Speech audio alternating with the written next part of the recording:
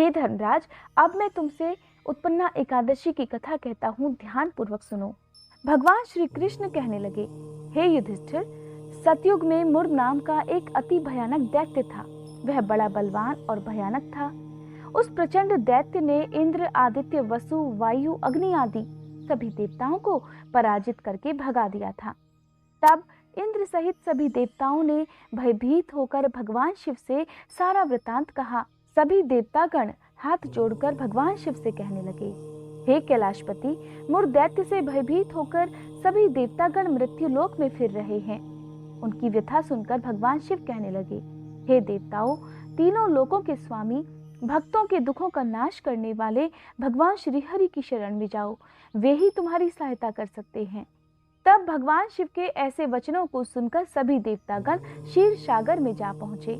उस समय भगवान श्री हरि को विश्राम करता देखकर हाथ जोड़कर सभी देवतागण उनकी स्तुति करने लगे कि हे देवताओं द्वारा स्तुति करने योग्य प्रभु, आपको बारंबार नमस्कार है।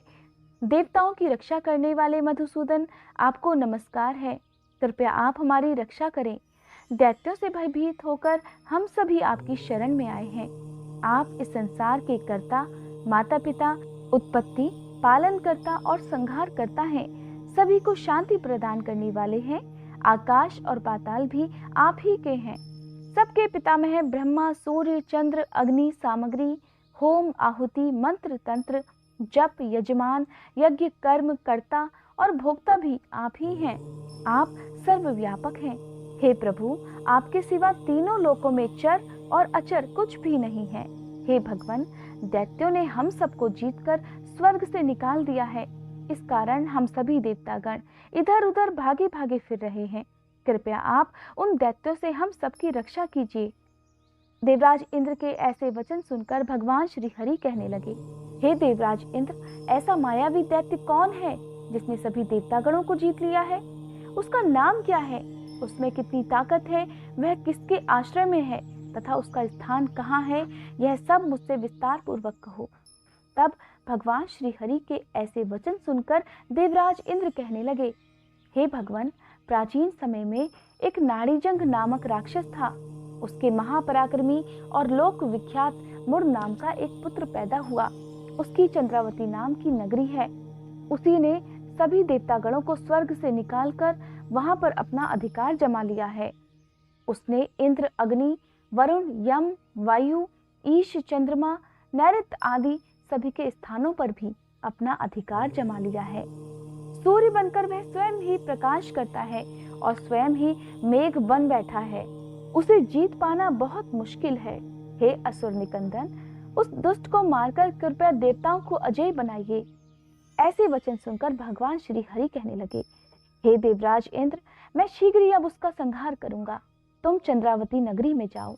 इस प्रकार कहकर भगवान श्री हरि सभी देवताओं सहित चंद्रावती नगर की ओर प्रस्थान कर गए। उस समय दैत्य मुर्द सेना सहित युद्ध भूमि में गरज रहा था। उसकी भयानक गर्जना सुनकर सभी देवतागण भय के मारे चारों दिशाओं में भागने लगे। जब स्वयं भगवान श्री हरि रणभूमि में आए तो दैत्य उन पर भी अस्त्र, शस्त्र और आयुध लेकर दौड़ पड़े। तब भगवान ने उन्हें सर्प के समान अपने बाणों से बींध डाला। इस प्रकार बहुत से दैत्य मारे गए। अब केवल मुर ही युद्ध स्थल में बचा रहा। वह अविचल भाव से निडर होकर भगवान के साथ युद्ध करता रहा। भगवान जो भी तीक्ष्ण बाण चलाते वह उसके लिए फूल साबित हो जाता। उसका शरीर छिन्न भिन्न होने लगा, किंतु वह लगातार युद्ध ही करता रहा। इस प्रकार भगवान श्री हरि के साथ उस दैत्य का युद्ध लगभग 10,000 वर्षों तक चलता रहा, किंतु मुर नहीं हारा। आखिरकार इतने लंबे समय तक युद्ध करने के बाद भगवान श्री हरि थक कर बद्रिकाश्रम चले गए। वहां हेमवती नामक सुंदर गुफा में विश्राम करने के लिए उसके अंदर प्रवेश कर गए। कहा जाता है यह गुफा 12 योजन लंबी थी और उसका केवल एक ही प्रवेश द्वार था। भगवान विष्णु वहां योग निद्रा की गोद में सो गए। तभी उनके पीछे पीछे मुर्द नामक दैत्य भी वहां आ गया और भगवान श्री हरि को सोया देखकर उन्हें मारने को तैयार हुआ। तभी भगवान के शरीर से उज्जवल कांतिमय रूप वाली एक देवी प्रकट हुई।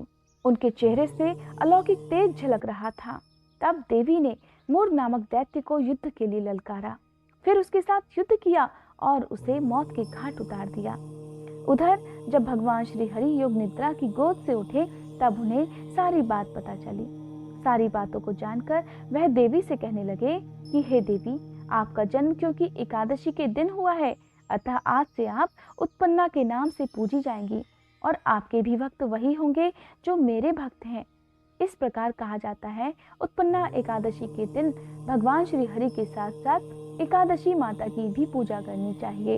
हे एकादशी माता, इस कथा को कहने, सुनने और हुंकारा भरने वाले सभी भक्तों की मनोकामनाएं पूर्ण करना, उन सभी को हर दुखों से बचाए रखना। ये थी उत्पन्ना एकादशी की व्रत कथा।